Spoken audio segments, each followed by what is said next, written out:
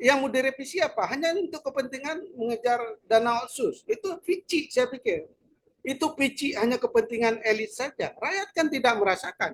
Yang sudah 88 triliun dana otsus itu saja, itu tidak tidak dinikmati oleh rakyat, tidak merata. Nah, apalagi yang mau dirubah tentang itu? Sementara dilanggar saja mereka nggak bilang apa-apa.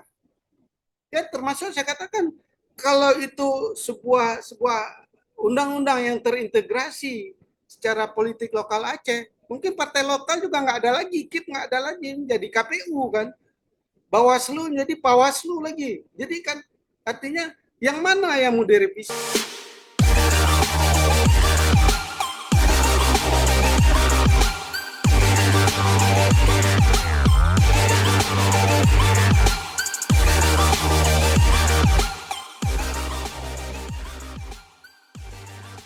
Pak Taufik, dari tadi Bapak mengatakan bahwa Lex Spesialis Aceh dan Undang-Undang Pemerintahan Aceh sekarang masuk kepada ranah revisi ya Pak ya, revisi Undang-Undang Pemerintahan Aceh, dan DPRA juga membuat RDP ya, dengar pendapat umum bahwa tentang perubahan. Kemana perubahan Undang-Undang Pemerintahan Aceh ini Pak? Apakah ke lebih baik, apa memang terkotakkan kepada satu kelompok saja Pak? Saya nggak tahu itu, karena saya juga nggak ikut revisi, enggak diundang untuk dengar diskusi juga enggak. Ya. Jadi saya pikir itu apa? Yang dilanggar saja nggak, apa kita revisi juga itu? Nanti kita tulis undang menurut UPA pilkada dilakukan 7,5 tahun sekali. Kan nggak logis ya. Sementara yang mau direvisi apa? Hanya untuk kepentingan mengejar dana otsus. Itu pici, saya pikir. Itu pici hanya kepentingan elit saja. Rakyat kan tidak merasakan. Yang sudah 88 triliun dana otsus itu saja, itu tidak tidak dinikmati oleh rakyat, tidak merata. Nah, apalagi yang mau dirubah tentang itu? Sementara dilanggar saja mereka nggak bilang apa-apa. Ya, termasuk saya katakan kalau itu sebuah undang-undang yang terintegrasi secara politik lokal Aceh, mungkin partai lokal juga nggak ada lagi, KIP nggak ada lagi, jadi KPU kan, Bawaslu jadi Bawaslu lagi. Jadi kan artinya yang mana yang mau direvisi? Yang sudah dilanggar saja nggak pernah diperjuangkan, apalagi yang mau direvisi.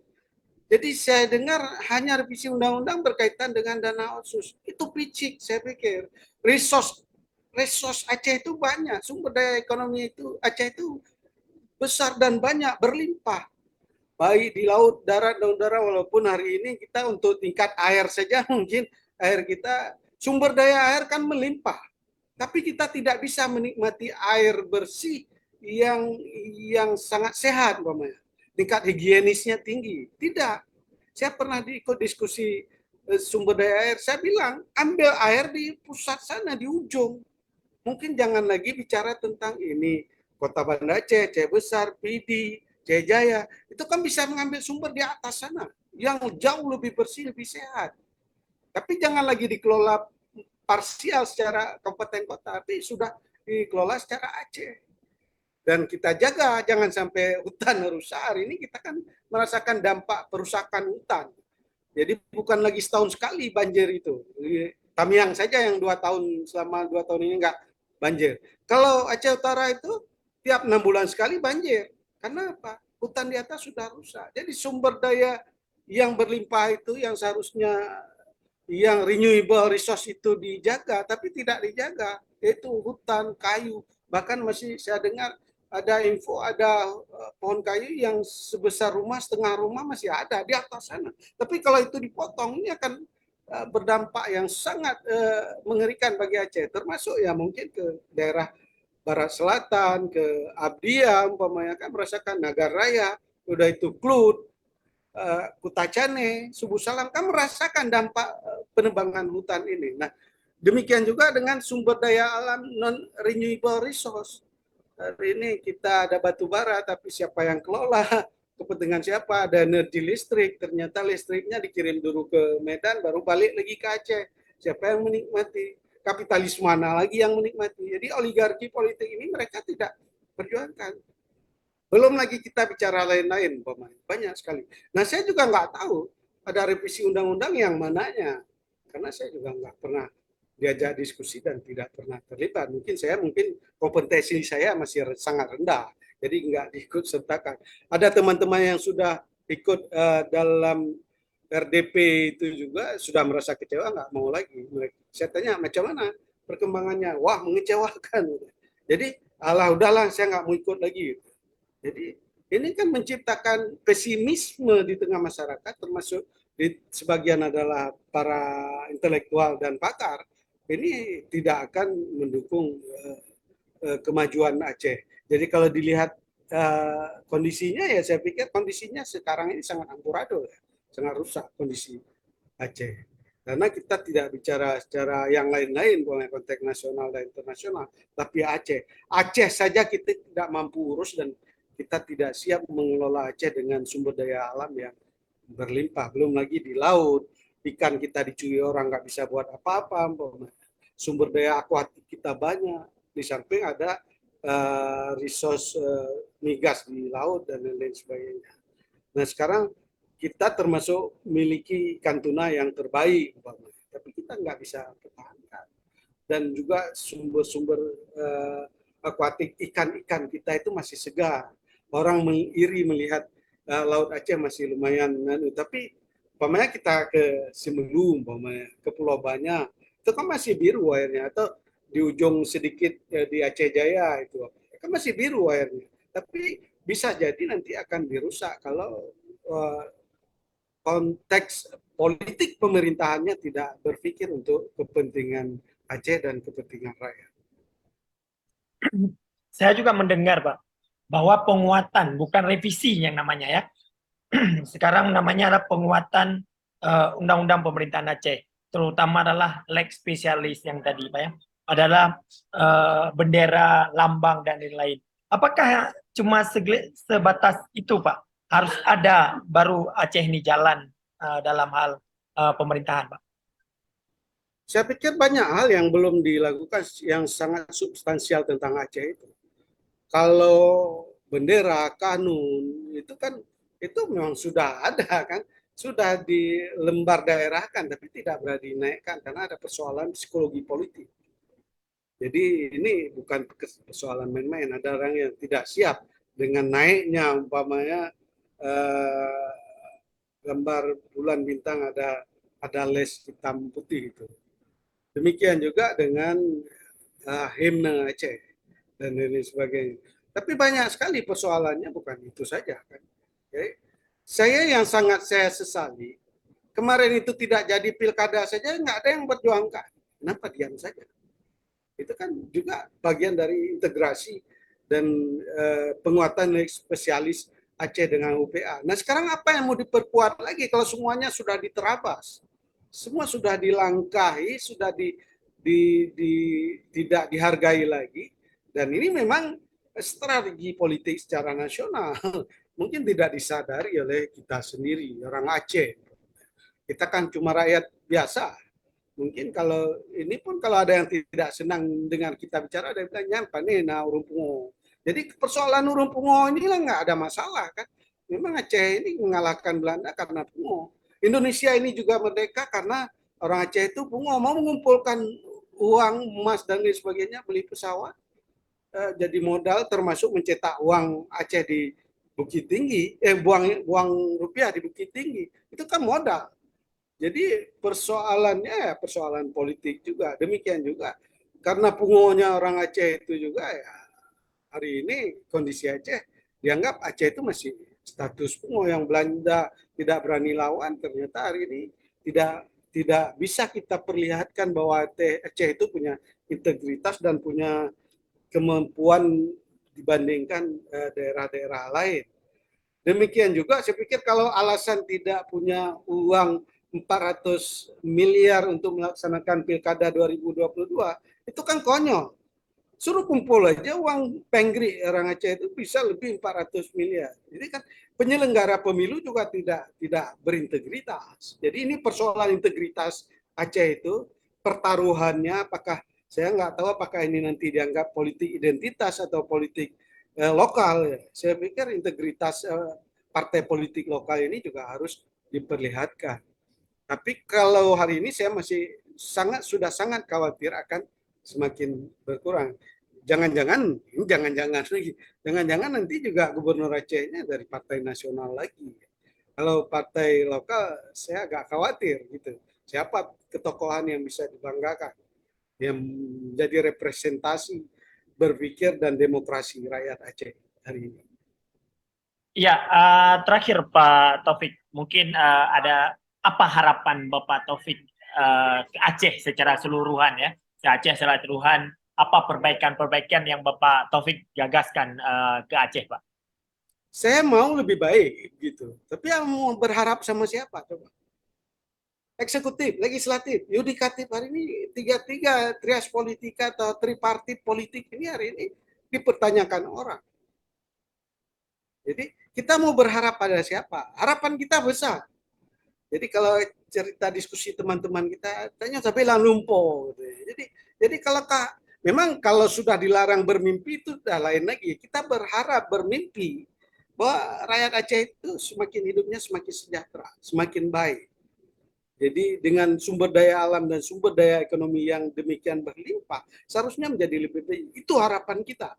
Ada peningkatan pendapatan. Kalau hari ini kan income per kapita secara nasional kan 5.000 lebih, 15.000 lebih. Tapi begitu kita lihat Aceh itu cuma 5 juta per kapita per tahun PDRB, artinya ada beban, termasuk beban kemiskinan dan pengangguran. Secara ekonomi dia akan punya beban bagi pendapatan. Umpamanya satu keluarga ada 3, 4 orang atau 5 orang, berarti kalau yang cari makan satu orang, punya pendapatan satu orang, yang 5 orang itu ditanggung oleh satu orang. Nah ini juga beban, masuk beban pengangguran, usia kerja belum bekerja, karena Pak Aceh nggak punya lapangan kerja. Industri menengah ke atas nggak punya. Kalaupun ada industri kecil, manufaktur, informal dan lain sebagainya, seharusnya dapat dapat apa dapat dapat diberdayakan secara modal oleh pemerintah. Nah sekarang mau bagi lewat apa? Ada dana eh, pemberian modal bagi UMKM.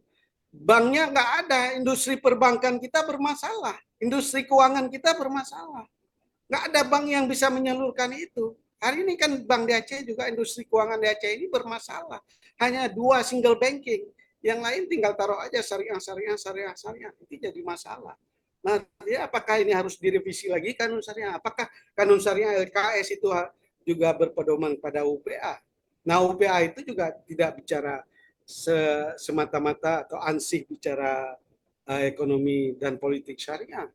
Tapi kalau kita bicara secara integral Aceh, secara terintegrasi Aceh itu semua perlu perubahan. Jadi baik perubahan kehidupan ekonomi, politik, sosial, budaya, keagamaan, institusi dan lain-lain sebagainya, termasuk hak-hak asasi manusia, hak perempuan, hak anak, ini juga harus dihargai, harus ada perubahan. Jadi kadang-kadang menghargai sesama kita aja kita tidak mampu, bagaimana kita mau lakukan perubahan.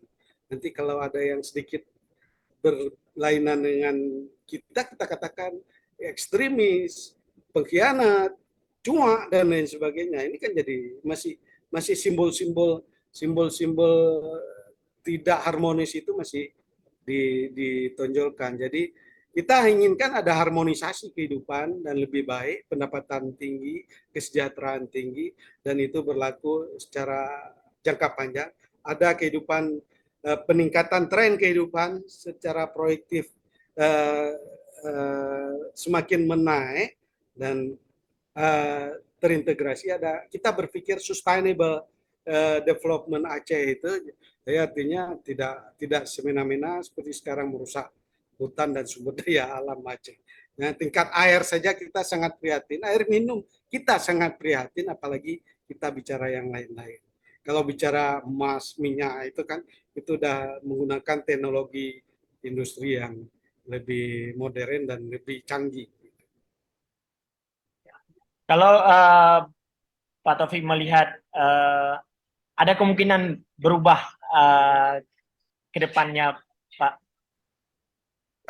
Perubahan ke depan, kalau memang Aceh-Aceh itu benar-benar Aceh, ya berubah. Tapi kalau tidak Aceh, saya masih khawatir. Karena apalagi kan semua itu diatur secara nasional. Kalau nasional berarti kan kita harus Aceh itu menjadi penyeimbang kepentingan politik nasional semua. Artinya kalau ada sumber daya alam Aceh bukan hanya untuk Aceh, cuma persentasenya saja. Kita juga nggak tahu yang 70-30 itu aja dari kali berapa juga nggak tahu. Kan.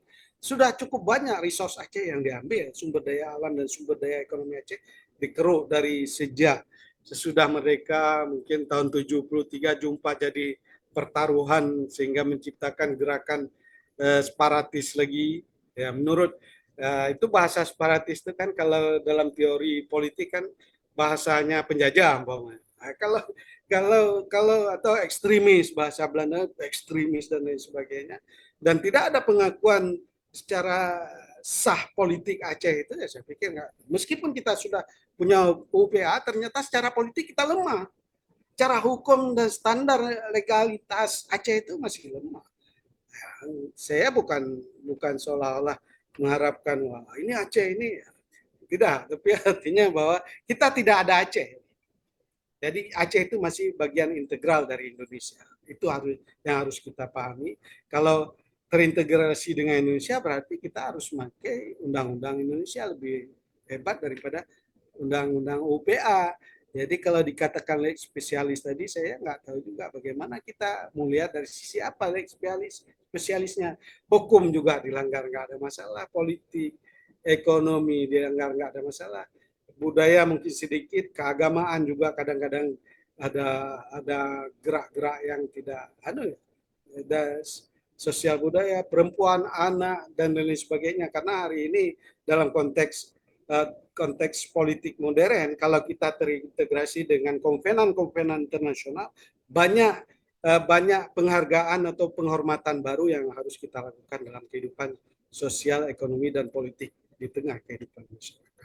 Jadi harapan saya berubah. Tapi Aceh itu ada atau enggak? Itu yang jadi tanda tanya. Oke, terima kasih Pak Taufik sudah membagi pengalaman dan cerita dan juga pandangan tentang Aceh secara keseluruhan bersama SAS Inisiatif. Terima kasih banyak atas waktunya. Saya akhiri Pak dan selamat beraktivitas kembali Pak Taufik dan juga pemikirannya jangan pernah kendor biarpun orang mengatakan pengaman apa itu ya saya juga mengamati statement-statement daripada orang yang tepeh ya orang yang tepeh yang mengatakan bahwa pengamat apa metodenya pengamat akademisi juga mengatakan bahwa apa metodologi yang dia pakai kenapa dia begitu apa sebenci apakah dia ke partai lokal dan lain-lain Pak Taufik ya terima kasih banyak terima Oh ya. kasih assalamualaikum warahmatullahi wabarakatuh. Waalaikumsalam warahmatullahi wabarakatuh.